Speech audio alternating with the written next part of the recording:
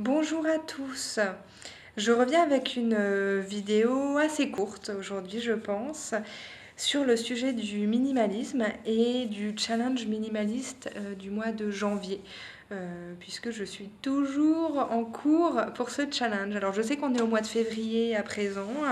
Bon, il me faut un peu plus de temps pour le finaliser de mon côté, mais voilà, je continue et en fait, j'aurais jamais terminé, je crois, puisque ce challenge n'est qu'un prétexte pour aller un peu plus loin dans cette démarche. Et en fait, j'en suis à la semaine 3 dans les étapes du challenge tel qu'il était défini par Jenny Moustard, si vous avez vu les vidéos précédentes. Puisque donc la première étape, c'était d'identifier pourquoi j'avais envie de lancer cette démarche et d'avoir un mode de vie plus minimaliste. La deuxième, c'était de désencombrer mon espace et donc je me suis occupée de mes papiers, de ma garde-robe.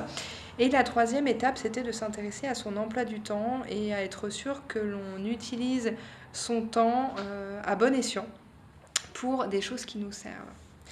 Et c'est là que j'ai un peu bloqué, même un peu buggé, et notamment sur un sujet en particulier.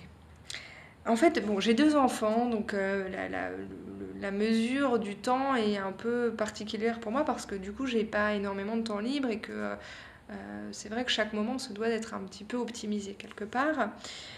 Et je me suis pas attaquée en fait à mon agenda en tant que tel, mais je me suis demandé ce qui parasitait mon temps, ce qui me prenait du temps sans me servir, essentiellement.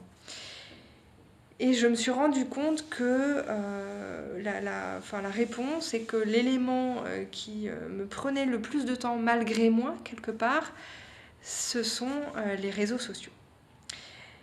Et là, vraiment, je me suis trouvée assez bloquée parce que c'est vrai que les réseaux sociaux aujourd'hui, le sentiment que j'en ai, c'est que j'y passe trop de temps, malgré moi, de façon automatique, plusieurs fois par jour, alors que finalement, est-ce que ça me sert vraiment Je ne crois pas.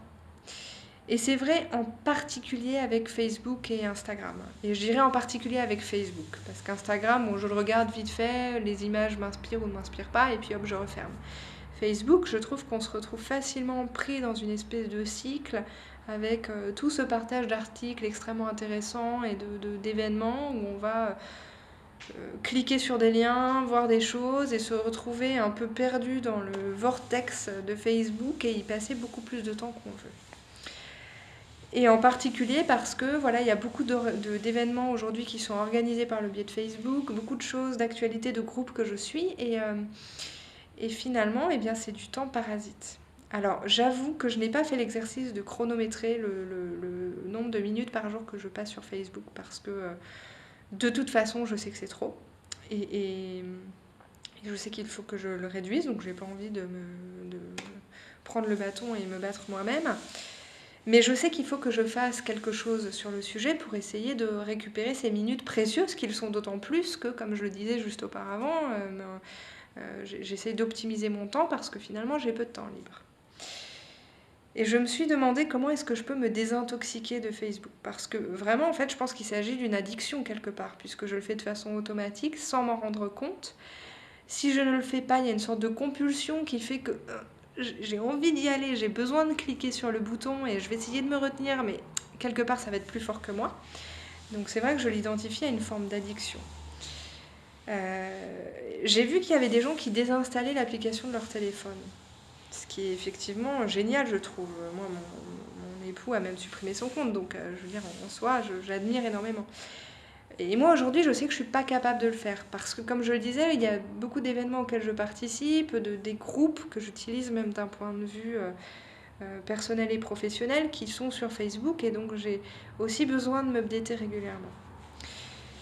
Par contre, et donc du coup aujourd'hui je serais pas sereine avec le fait de le désinstaller de mon téléphone parce que j'ai envie quand même de temps en temps de pouvoir y aller. Ce que je voudrais par contre, c'est de ne pas ressentir le besoin d'y aller plusieurs fois par jour et surtout de ne pas y aller de façon complètement compulsive sans même m'en rendre compte. Donc j'ai décidé que ce week-end, j'allais faire un week-end entier sans Facebook. Donc samedi et dimanche, sans connexion à Facebook, juste pour me faire une petite mini détox de Facebook, que ce soit sur mon téléphone ou sur mon ordinateur. Et en réalité, je pense pas que ça va être si difficile que ça. Il suffit de pas me connecter, de ne pas y aller. Mais c'est juste que, vous savez, j'ai cette peur de manquer en anglais, enfin, les Américains appellent ça the fear of missing out, je crois, FOMO. Bah, c'est complètement ça. J'ai peur de pas être dans le truc, de manquer des infos, de pas être là où j'aurais dû être à un moment donné. Je crois que c'est vraiment ça. Et en fait, c'est ça que je voudrais désapprendre. Donc je vais tester ce week-end, faire un week-end sans Facebook, voir ce que ça donne, et puis ensuite je réfléchirai à comment peut-être instaurer 2 temps dans la journée où je m'autorise à me connecter quelques minutes pour voir ce qui vraiment, enfin ce dont j'ai vraiment besoin, mais arrêter comme ça d'utiliser cette application de façon complètement compulsive, puisque ça veut dire que voilà, la technologie me mange des minutes de vie sans même que je m'en rende compte, et alors que ça ne me sert même pas. Ce qui est complètement du coup anti-minimaliste de mon point de vue. Donc je veux changer ça. C'est vraiment quelque chose qui m'a fait réfléchir cette semaine parce que j'aspire à plus de temps de bonheur et pour moi le temps passé comme ça sur Facebook c'est pas du temps de bonheur, c'est juste du temps gaspillé quelque part. Donc voilà, j'essaye ce week-end, je vous dirai comment ça s'est passé et puis éventuellement ce que j'arrive à mettre en place ensuite pour ne plus me laisser manger par Facebook et les réseaux sociaux. Mais c'est surtout celui-ci, je trouve, qui me prend trop de temps.